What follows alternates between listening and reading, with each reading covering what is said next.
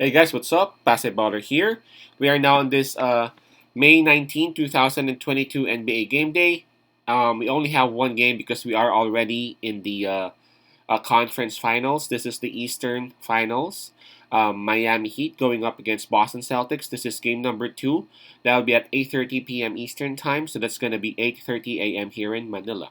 I'm just inviting everyone who have not subscribed yet to our YouTube account or YouTube channel, Pasay Baller. Please click on the subscribe button below. At the same time, hit on the bell logo. That way, automatically, you guys will be receiving notifications whenever new videos are uploaded. All right.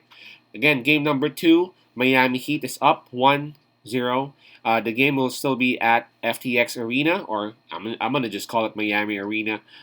So Miami Heat still has the home court advantage, but not only that, I got to give the advantage to them in terms of momentum and confidence because of what they did in game number one. If you guys watched game number one, we saw that Boston Celtics actually they were up by like 10 points or 11 points, but you can see Miami Heat, they were you can see in their body language, you can see at their faces that they were very confident that everything's under control and they can actually get back to the game, and they did, and they even won the game. At one point, Miami was even leading by 20 points. Okay, so let's take a look at the injury list for both teams. All right, for Miami Heat, it'll be Kyle Lowry, who is still listed as questionable for this game. Highly likely he would still be out. Now for Boston Celtics, let me see if there are any updates down here. Um, okay, Hauser is listed as out. Marcus Smart and Al Horford listed as day to day or questionable. Smart is because of his foot injury, while Al Horford is because of some COVID-19 protocols. And let's take a look at the spread. It opened up with -5 for the home team, Miami Heat, but as we speak, it went down to -4. Right, we got game number one right as we picked Miami Heat to win and to cover the spread. Now it's game number two now with a -4 spread.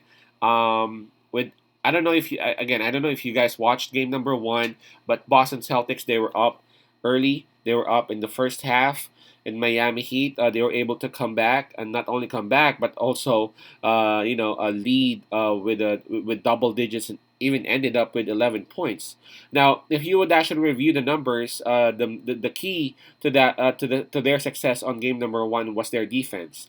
Miami Heat, they were leading in blocks, they were leading in steals, and also they were up in the field goal percentage and the 3-point percentage against Boston Celtics, meaning they were able to apply better defense towards the second half, giving them the advantage. I'm talking about Miami Heat.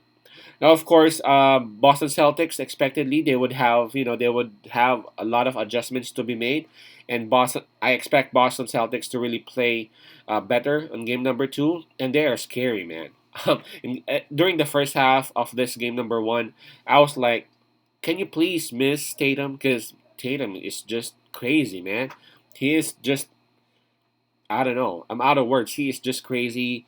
The 3-point shots, with the dribble drive that he does with the defense. But Miami Heat was able to figure that one out. And again, in the second half, they were able to apply a lot of defense. They even had a lot of steals, and they were able to contribute it into points, giving them the lead and giving them the W. In this game number two, I would still pick Miami Heat. I believe that Boston Celtics would play way better, but it's just scary to go up against Miami Heat at home. Take a look at how they were against Philadelphia 76ers, right? Man, they were actually smashing Philadelphia.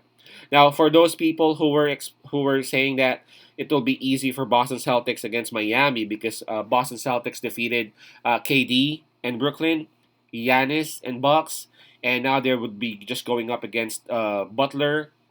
Yeah, you might have a point. KD is a much better scorer than Butler.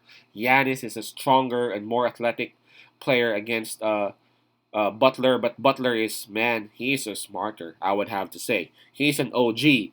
Take a look at those steals that he had, and he converted into points.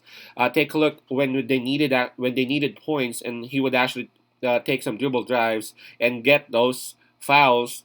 And one more thing, man, he actually is a very good free throw shooter. That's why they were able to hang on to that lead of Boston Celtics. And again, they were able to figure out and take the lead when the bench came in and they were able to get some support, especially from Tyler Hero.